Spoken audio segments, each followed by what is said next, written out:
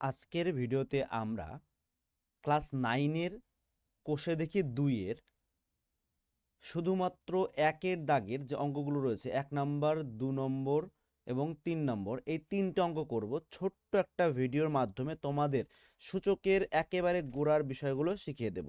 আজকের ক্লাসটি খুবই গুরুত্বপূর্ণ হতে চলেছে, কারণ আজকে শুধুমাত্র 3টে অঙ্কের খুব সুন্দর করে প্রত্যেকটা স্টেপ খুব সহজভাবে বুঝিয়ে দেব, যাতে তোমাদের মনে কোনো ডাউট না থাকে, এবং পরবর্তী ভিডিওগুলো প্লেলিস্টে দিয়ে দেব।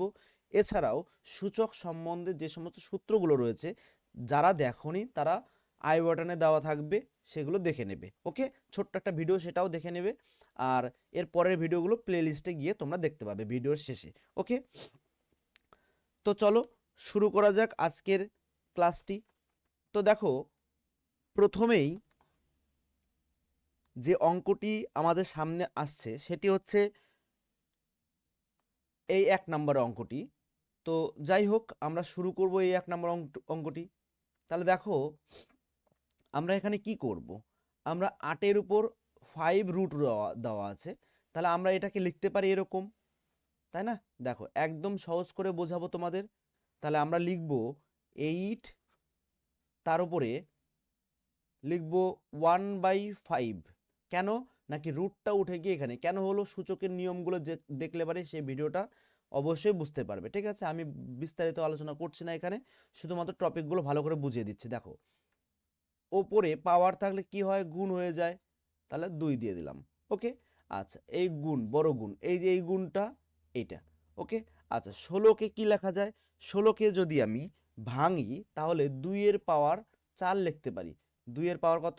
4 লিখতে পারি। এবং তার উপরে পাওয়ার কত আছে? -3/2।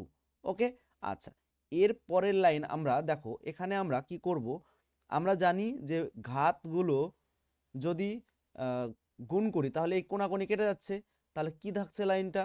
দেখো, 8 বাই মানে 8^1/2 গুণন, এখানে কি হবে, এই 4টা গুণ হয়ে যাবে। তাহলে 4টা যদি গুণ হয়ে যায় তাহলে আমার দাঁড়াবে 2 উপরে 4 গুণন -3/2, তাই কি না? গুণ হয়ে যাবে। এই 2 দিয়ে এই 4কে কাটলে কত থাকে? 2। তাহলে উপরের লাইনটা কি দাঁড়াবে? 8^, আচ্ছা, 8কে কি লেখা যায়? 8কে লেখা যায় 2 এর উপরে কিউব, তাই না? কারণ আমরা জানি 2 গুণন 2 গুণন 2 সমান সমান 2 এর কিউব সমান সমান 8, তাই কি না? তাহলে 2 এর কিউব লিখবো আমরা। আচ্ছা, এর উপরে আমরা পাওয়ার দেব কত? 1/2 গুণন, ওপরে 2 এর পাওয়ার কত আছে এখানে? 2, আর ওপরে 3 আর 2 গুণ হবে, 3 2 6 -6। ওকে, আচ্ছা, তাহলে দেখো এখানে 2 এর উপরে গুণ হয়ে যাবে, তাহলে 3/2 কত হবে? 3/2 গুণন 2 এর উপরে কত আছে? -6 বা 6। আচ্ছা, তারপরের লাইনটা কি হবে? তারপরের লাইনটা আমরা ঘাতগুলো কি হয়ে যাবে? যোগ হয়ে যাবে। তাহলে 2 ওপরে 3/2 যোগ -6, তাহলে কি হবে? দেখো, 2 এর উপরে উপরে ঘাতগুলো যোগ হলে কি হবে? 2 3 প্লাসে মাইনাসে মাইনাস, উপরে কি হবে? 3 6 দুগুণ 12, তাই না? কত হবে? 6 দুগুণ 12। তাহলে এর পরের লাইনটা কি হবে? এর পরের লাইনটা হবে 2 এর উপরে, উপরে কত আছে? উপরে হবে, আচ্ছা, 12 থেকে 3 বাদ দিলে 9, কিন্তু -9, তাহলে -9/2। তাহলে 2 এর উপরে কত হবে? -9/2। এটাই হবে এর উত্তর। তাহলে এর অ্যান্সার কত? এটাই। ওকে, আচ্ছা, 2 নম্বর দেখো,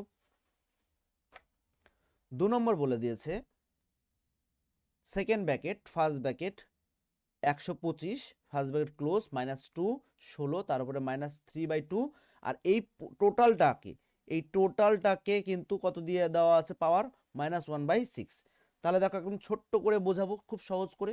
আমরা 5-এর কত ঘাত নিলে 125 হয়? 3 ঘাত, মানে 5-এর উপরে যদি 3 রাখি তাহলে 5 গুণন 5 গুণন 5, তাহলে 5 5 25 গুণন 5 125, তাই না?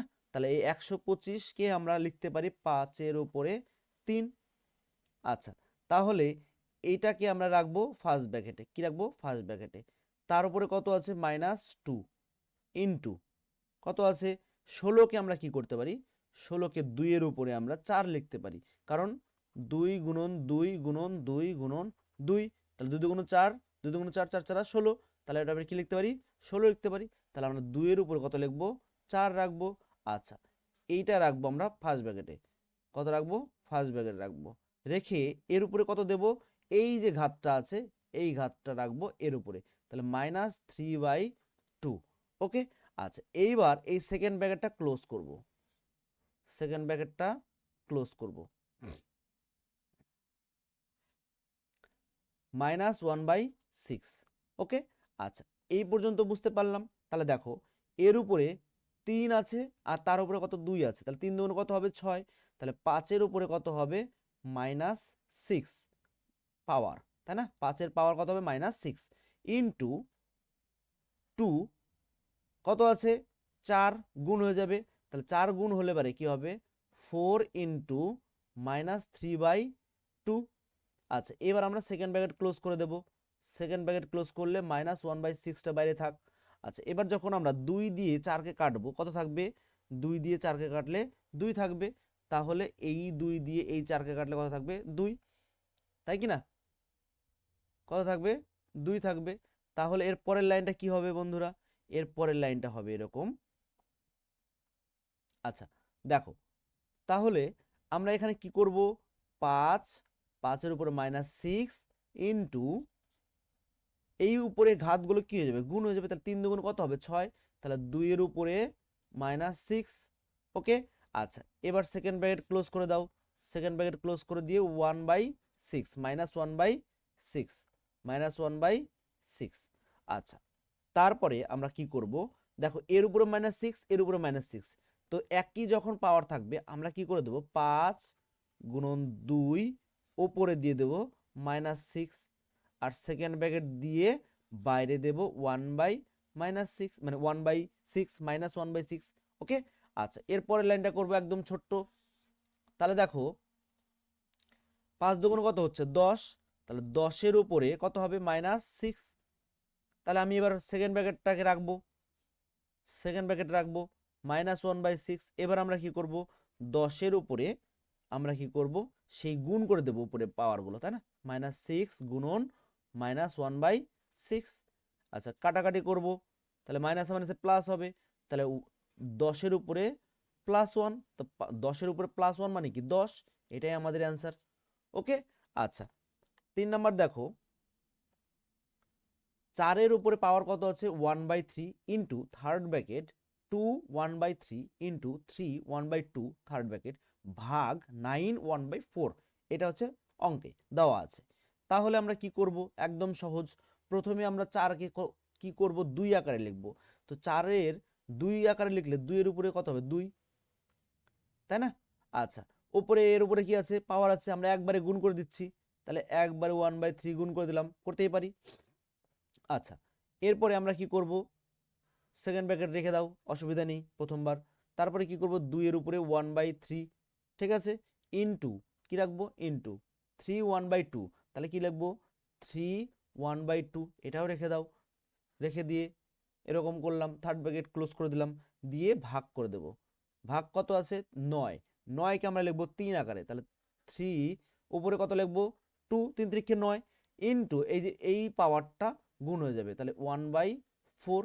আচ্ছা এরপরের লাইন আমরা কি করব দেখো, এরপরের লাইন আমরা এই গুণ করে দিলে 2 অক্ষে 2 আর 3, তাহলে 2 এর উপরে পাওয়ার কত থাকবে 2/3 গুণন, এইটাকে আমরা এখন ব্র্যাকেট তুলে দেব, 2 এর উপরে পাওয়ার কত আছে 1/3 গুণন 3 এর উপরে কত আছে 1/2 ভাগ কত আছে এইটাকে কেটে দেবো, তাই না? কাটলে কত থাকে 2, তাহলে 3 এর উপরে পাওয়ার কত 1/2।